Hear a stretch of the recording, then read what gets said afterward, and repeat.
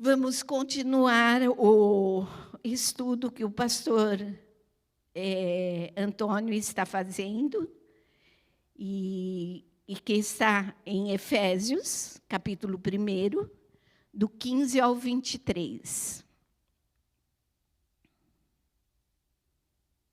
Por esta razão, eu vou ler e vocês vão escolhendo a palavra que fala no teu coração, o que vai te chamar a atenção, amém? Por esta razão, desde que ouvi falar da fé que vocês têm no Senhor Jesus e do amor que demonstram para com todos os santos, não deixo de dar graças por vocês, mencionando-os em minhas orações. Peço que o Deus de nosso Senhor Jesus Cristo, o glorioso Pai, lhes dê espírito de sabedoria e de revelação, no pleno conhecimento dele. Oro também para que os olhos do coração de vocês sejam iluminados, a fim de que vocês conheçam a esperança para a qual ele os chamou. As riquezas da gloriosa herança dele nos santos e a incomparável grandeza do seu poder para conosco, os que cremos. Conforme a atuação da sua poderosa força, esse poder ele exerceu em Cristo, ressuscitando-o dos mortos e fazendo-o assentar à sua direita nas regiões celestiais. Muito acima de todo governo e autoridade, poder e domínio, e de todo nome que se possa mencionar, não apenas nesta era, mas também na que há de vir. Deus colocou todas as coisas debaixo de seus pés e o designou cabeça de todas as coisas para a igreja, que é o seu corpo, a plenitude daquele que enche todas as coisas em toda e qualquer circunstância. Paulo nos escreve essa carta e ele nos fala a importância da igreja, a importância de sermos igreja, de sermos corpo. Cristo é o cabeça e nós o corpo. Que maravilha nós sermos o corpo de Cristo, não é mesmo? E aí ele nos fala também sobre o grande amor de Jesus. Nós não conseguimos medir. E das grandes bênçãos celestiais que nos pertence através de Cristo. Nos pertence. O Senhor já nos deu, então nós já temos a bênção. A partir do momento que Cristo se entregou, nós fomos abençoados, e aqui está a oração de Paulo. Paulo era um intercessor. Por que ele se coloca como intercessor? Intercessor é aquele que coloca para orar por um outro no momento que ele não tenha força ou no momento que ele precise de um ombro amigo. O intercessor faz essa parte. Nós falamos que o intercessor ele fica na brecha. E Paulo ele é um intercessor. Nas cartas de prisão, quando ele estava preso, ele escreveu 4 cartas, e 4 cartas de oração. E toda carta ele começa assim: por essa razão, por esta causa, eu me coloco de joelho. Então, ele nos dá a posição dele. Por quê? Que ele quer que nós tenhamos conhecimento das riquezas do Pai. Muitas vezes nós servimos o Senhor há anos e nós não sabemos quantas bênçãos Deus tem que nos deu através da morte de Cristo. Então, Paulo, ele era um perseguidor, não conhecia Jesus, e com o viver de perseguir, de prender, de matar os cristãos, Jesus passa a se fazer conhecido por ele. No dia a dia, quando ele ia prender um cristão, lá estava o sentimento de Jesus pela igreja. Então, Paulo, como ele passou por tudo isso, e quando ele tem o encontro com Jesus, e ele fala, Senhor, mesmo ele perseguindo os cristãos, no momento que ele conhece Jesus, ele fala, Senhor. Era Senhor dele. O Senhor Jesus, Ele vê os nossos corações. Muitas vezes somos teimosos, não queremos abrir mão ou nos entregar totalmente. Mas o Senhor sabe o nosso coração. E Ele é longânimo, Ele tem paciência conosco. Então aqui nós não conseguimos usufruir das riquezas que Cristo nos entregou. Nós não sabemos, aqui Paulo vai nos falar quais são as riquezas. No capítulo 1, de 1 a 14, que o pastor Antônio já falou, ele disse que o Deus Pai nos escolheu e nos colocou como família dele. Escolha. Em todo momento da nossa vida, nós precisamos ter escolha. E aqui, Deus nos escolheu. Ele fala que Ele procura os verdadeiros adoradores. Então, você foi escolhida. E Deus não errou em escolher você. Ele escolheu e trouxe para a sua família. Quem é que nós deixamos entrar na nossa família? Nós queremos saber todas as qualidades, se tiver algum defeitinho, fala, não dá, né? Mas Deus não, nos escolheu pela graça. A graça foi derramada, então nós não precisamos ser perfeitos, nós não precisamos não ter pecados, mas Ele nos escolhe porque Ele nos amou. E Jesus, o Filho, Ele nos redimiu, Ele nos comprou e nos perdoou. Ah, que grande amor! Eu sempre digo que muitas pessoas falam, mas eu não consigo perdoar. Mas se nós não conseguíssemos perdoar, Deus não daria o perdão. O perdão é um dos sentimentos mais sublimes. Perdoar não é esquecer, mas perdoar é não mexer naquilo que aconteceu. Não jogar, não lembrar. Recordar a pessoa que foi perdoada. Então, Jesus nos redimiu e nos perdoou. Você pode agradecer a Deus por esse tão grande perdão. Não éramos merecedores, mas Ele fez isso conosco. E o Espírito Santo, Ele habita em nós. Sabe o que é isso? Ele nos selou, nós somos propriedade peculiar. Ele habita em nós aonde quer que nós formos. O Espírito Santo está em nós. E Ele nos deu o penhor da vida eterna. Penhor é garantia. Se estamos na presença do Senhor, se estamos adorando ao Senhor, qual é a minha garantia? Eu viverei eternamente com o Senhor. Amém? E nesse texto lido, Paulo, então, como intercessor, ele reflete o coração dele. Qual era o coração dele? Não era um coração egoísta. Ele quer que nós tenhamos a mesma experiência e saibamos das mesmas coisas que ele sabe.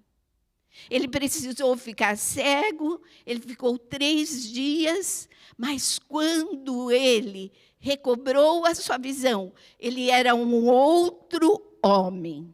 Então, esse sentimento que Paulo, de não querer só para ele, é o grande amor de Deus que ele sente por nós. Por nós. Porque muitos estão perdendo de conhecer ao Senhor.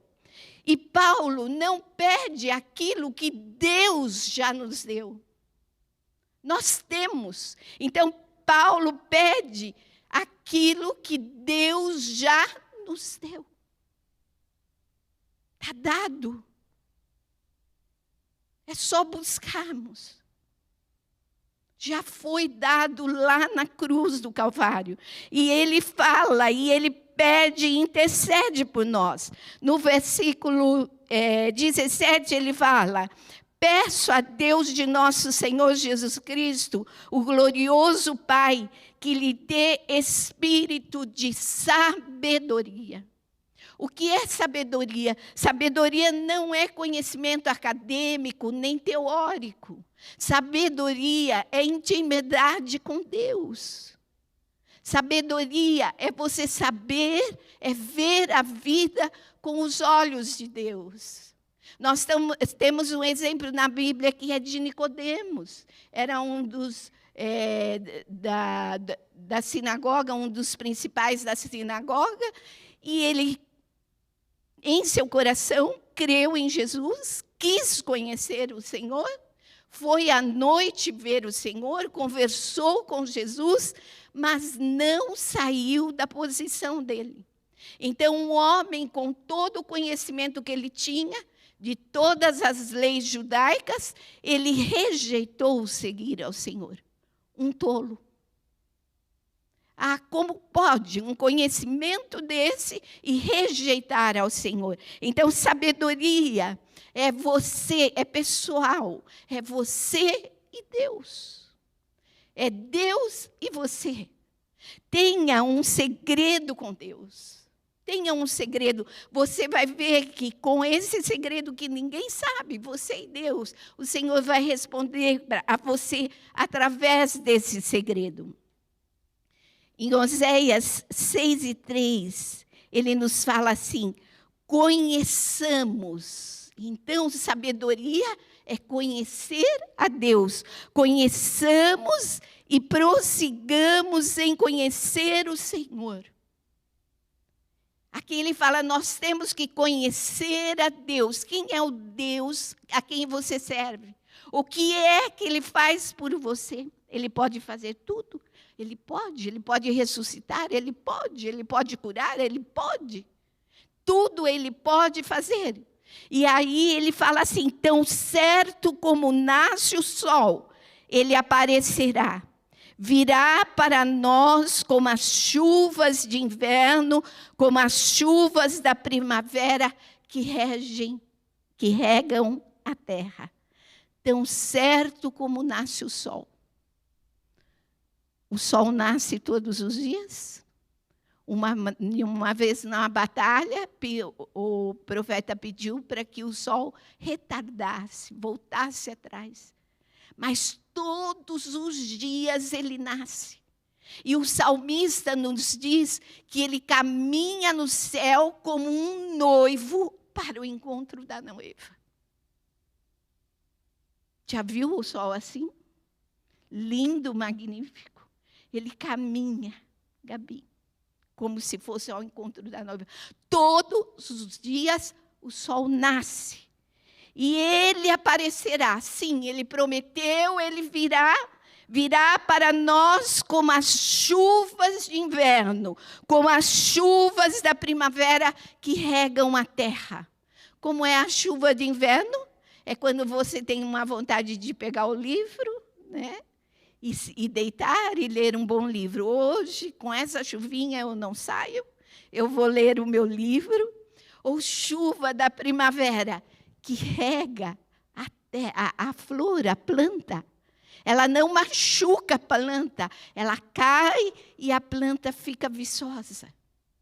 A planta muda de cor, a planta muda com o seu cheiro, ela revive. Então, se nós conhecemos e prosseguimos em conhecer o Senhor, será como a chuva de inverno e como a chuva da primavera. Então, sabedoria é o conhecimento das coisas preciosas, das coisas humanas, das coisas divinas, da vida e da morte. Quantas vezes conversamos com uma pessoa e fala assim, para mim a vida é um enigma. Mas se você tiver a sabedoria, não vai ser um enigma, você vai entender o porquê que Deus criou. A sabedoria é o conhecimento do tempo e da eternidade. Sabemos que temos um tempo nosso e um tempo de Deus. Quando somos sábios, nós esperamos o tempo de Deus, o tempo Kairos. Mas quando estamos no nosso eu, aí vem ansiedade e vem outras coisas mais. Então, a sabedoria nos ensina a confiar nesse tempo. A sabedoria está escrito ali em Provérbios 8, de 1 a 3. Essa semana eu li e falou muito comigo, que fala assim: a sabedoria está clamando, o discernimento ergue a sua voz nos lugares altos, junto ao caminho, nos cruzamentos. Ela se coloca ao lado das portas, à entrada da cidade, portas adentro. Ela clama em alta voz. Onde está a sabedoria? Mas eu não sou sábio, eu não tenho. Busque. Ela está em altos lugares, ela está nas portas. Jesus, eu não sei se vocês se lembram que o pastor Luciano Subirá disse que, em média, Jesus andava 32 ou 34, não me lembro direito, quilômetros por dia. E quando eu li esse texto, porque Jesus é a nossa sabedoria, e quando eu li esse texto, eu me lembrei que quando Jesus estava aqui, e da passagem de Jairo e da mulher do fluxo de sangue, Jesus, aonde ia, ia aquela multidão com ele, ia atrás, porque queriam estar perto dele. E quando ele está caminhando, Jairo já tinha ouvido falar. Jairo já tinha ouvido falar de Jesus e já cria em Jesus. E a filha morre. Foi uma situação em que ele foi buscar a Jesus. E quando ele chega e encontra Jesus no meio da multidão, ele se prostra, ele adora Jesus. Essa é a nossa posição. Ele não chegou falando, a minha filha está morta, mas ele se prostra. Quando nos encontramos com Jesus, essa é a posição que nós temos que ter. Ele se prostra e adora ao Senhor. E Jesus fala para ele: eu irei até a tua casa. Eu vou ver a tua filha. E quando chega lá, ele fala: ela não morreu, mas ela dorme. Esse é o nosso Jesus, que a gente vê uma circunstância e ele vê de outra maneira. E nesse caminho, ele encontra com a mulher do fluxo de sangue, que havia sofrido também 12 anos. E ela fala assim: se eu tão somente tocar. Que essa palavra fica marcada no teu coração. Que o Senhor, que Jesus não quer sacrifícios de nós.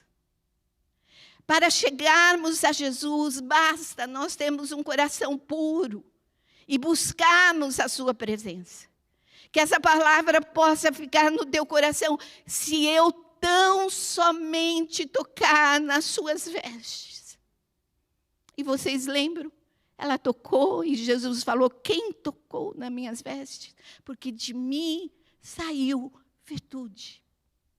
Então, a presença do Senhor, da sabedoria, está entre nós. Está lá no seu trabalho, está na rua, aonde quer que você ande, você pode aprender com o Senhor, porque o universo é do Senhor. Aleluias. E aqui, o espírito de revelação. O que é a revelação? Não é aquilo que o profeta te fala. Não, a revelação é a visão que você tem de todas as coisas. Os detalhes que o Senhor vai te dar e que vai fazer com que os seus olhos, ele fala, os olhos do coração se abram, né?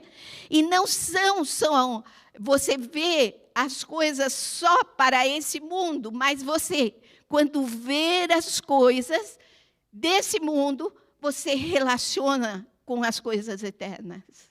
Então, o espírito de revelação é isso. Quando nós chegamos, Paulo está pedindo isso para que nós tenhamos. E nós louvamos ao Senhor sobre o véu rasgado. O véu se rasgou. E agora, o que é esse véu rasgado? Nós temos ousadia, nós temos permissão de entrar na presença do Senhor.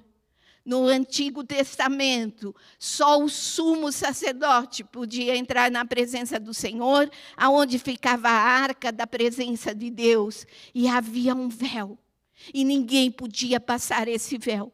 Através da crucificação, esse véu foi rasgado. E hoje você pode entrar no seu quarto.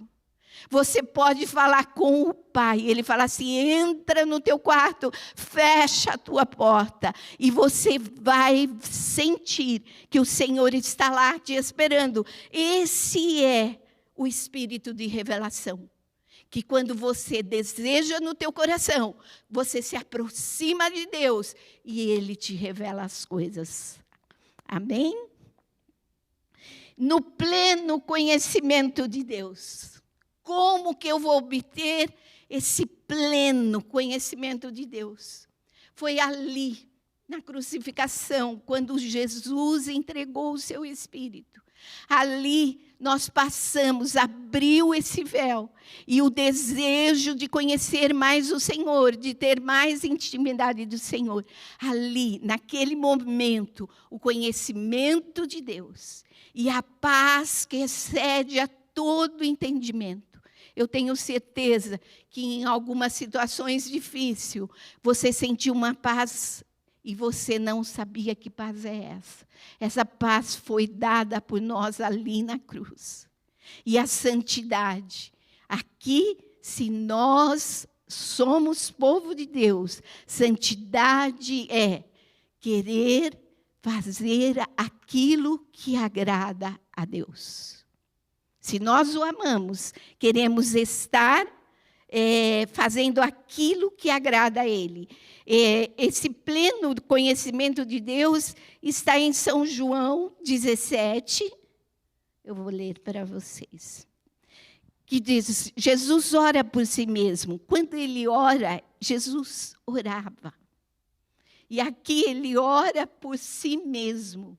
Como é necessária a oração na nossa vida. E aqui ele fala assim, depois de dizer isso, Jesus olhou para o céu e orou. Pai, chegou a hora, glorifica o teu filho para que teu filho te glorifique, pois lhe deste autoridade sobre toda a humanidade, para que conceda a vida eterna a todos o que lhe deste. Esta é a vida eterna, que te conheçam o único Deus verdadeiro e a Jesus Cristo a quem enviaste. Conhecer a Deus é conhecer a vida eterna, é a essência da vida eterna. Para onde estamos caminhando? Estamos caminhando para a vida eterna. O mundo vai passar. Tudo vai ficar. Se cremos na palavra do Senhor, então o nosso olhar está na vida eterna. Não que queiramos morrer. Queremos ainda viver, fazer muitas coisas, né, Dani? Mas o nosso olhar está para a vida eterna. Amém? Efésios 1:18 diz o seguinte. Eu falei que ficava afobada com o horário, e eles não puseram. Agora eu não sei quanto falta. 1:18. Está vendo? 1:18. Oro também para que os olhos do coração de vocês... Gente, olhos do coração. Isso é sabedoria. Sabe? Não é olhar com seu olhar natural. É com os olhos do coração. Existe um livro que fala em meus passos, o que faria Jesus? A qualquer atitude minha, que será que Jesus faria? Que atitude que eu vou tomar e que será que Jesus faria? Sejam iluminados, a fim que de vocês conheçam a esperança para a qual Ele os chamou, as riquezas da gloriosa herança dele no santo, as riquezas da gloriosa herança dele nos santos. Em Efésios 2:12, eles nos fala que nós não tínhamos isso, olha. Naquela época, vocês estavam sem Cristo, separados da comunidade de Israel, sendo estrangeiros quanto às alianças da promessa, sem esperança e sem Deus no mundo. Aí Jesus se entrega por nós e agora nós temos esperança, o nosso olhar está para a vida eterna. E o que a palavra do Senhor nos diz? Que nós somos heranças de Deus. E nós somos a herança de Deus. Porque no nosso coração fica, eu quero uma herança do Senhor. Eu quero uma herança de Deus. Mas é o contrário.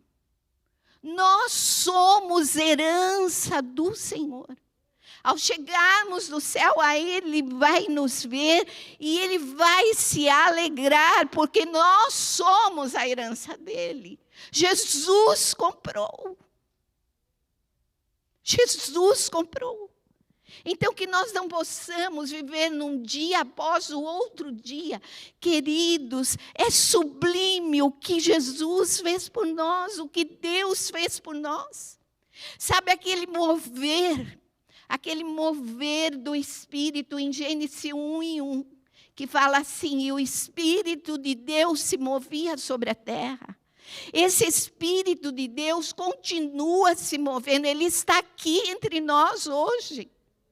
É o mover de Deus, então é dia a dia, não é um dia mais, hoje é uma rotina, é a mesma coisa. Não é a mesma coisa, não é. O mover de Deus está sobre nós.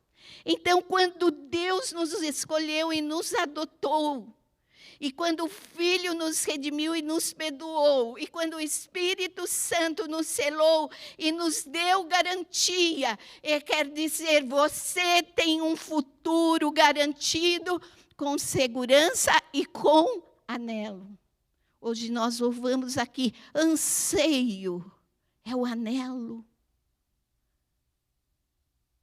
Anseio, eu desejo. A mulher, quando ela quer uma coisa, ela vai atrás. Muitas pessoas, não gostam de falar de mulher e de homem, porque é diferenciado, mas tem algumas pessoas que quando quer, né, Dani, vai atrás. Anda e viaja e vai. É esse que tem que ter no nosso coração. Eu anseio, eu vou atrás. Deus nos chamou para alguma coisa, Deus nos chamou para sermos igreja. Igreja é Ele, Jesus, o cabeça e nós o corpo. Nós fomos chamados para sermos igreja. Ele nos chamou para a santidade, Ele nos chamou para a paz e liberdade. Ele nos chamou para sofrimento. Sim, o profeta de Isaías fala assim, se passares pelas águas, eu estarei com vocês, se passares pelo fogo, ele não te queimará. Sim, então porque nós vamos passar, mas ele vai estar conosco. Ele nos chamou para o seu reino de glória. Para o seu reino de glória. Ele tem um reino e nós fazemos parte desse reino. Em Isaías 53:11 fala que Jesus verá o fruto do seu penoso trabalho e ficará satisfeito. Que coisa maravilhosa. Você entrando no céu, a igreja rompendo as nuvens e ele ficará satisfeito. Sabe o que é satisfeito? Não preciso de mais nada. Amém. Amém. Efésios 1:19-23 diz o seguinte: e a incomparável grandeza do seu poder para conosco, os que cremos, conforme a atuação da sua poderosa força. Esse poder ele exerceu em Cristo, ressuscitando-o dos mortos e fazendo-o assentar à sua direita nas regiões celestiais, muito acima de todo governo e autoridade, poder e domínio, e de todo nome que possa mencionar, não apenas nesta era, mas também na que há de vir. Deus colocou todas as coisas debaixo de seus pés e o designou cabeça de todas as coisas para a igreja, que é o seu corpo, a plenitude daquele que enche todas as coisas em toda e qualquer circunstância. O poder que Deus usou na ressurreição de Cristo, ele passou, é esse poder que em nós opera. E ele fala sobre a ressurreição de Cristo. Com a ressurreição de Cristo, ele autenticou aquilo que Jesus fez, o ministério de Jesus. Está autenticado. Amém? Está autenticado. Ele entronizou, ele ascendeu e foi entronizado. Quando ele entronizou, o Pai falou, ele tem toda a autoridade nos céus e na terra. Cristo domina sobre todas as coisas, sobre os bons, sobre os maus, sobre os inteligentes, sobre os angelicais e os demoníacos. Lembra daquele homem de Gadara que pediu que os porcos fossem, que os seus demônios fossem jogar? O demônio pediu para que fossem para os porcos? Jesus mandou. Para falar o quê? Eu posso mandar e mostrar para vocês que o poder está em mim e que vocês estão preocupados com as riquezas, mas ela não tem poder, mas eu tenho. E o domínio universal de Cristo, que está em Filipenses 2, 9 e 11, foi-me dada toda a autoridade nos céus e na terra. Foi-me dada toda a autoridade. Você pode chegar pleno perto de Jesus, na presença de Jesus, porque a autoridade está em suas mãos. Ele pode responder a todos os seus pedidos. E Cristo foi colocado no lugar mais alto da igreja. Isso aqui tem uma importância enorme para Cristo. Cristo, ele é o dom de Deus e ele foi colocado sobre autoridade na igreja. Quem é que manda na igreja? É Cristo. E a igreja é totalmente dependente de Cristo. A igreja é a plenitude de Cristo. A igreja, ela é cheia de vida, de dons, de poder e de graça. Amém? Você é cheia de vida. Você é cheia de dons, de poder e de graça de Deus. Não foi em vão o sacrifício de Jesus por nós. Aqui está a igreja escolhida por Ele. Amém?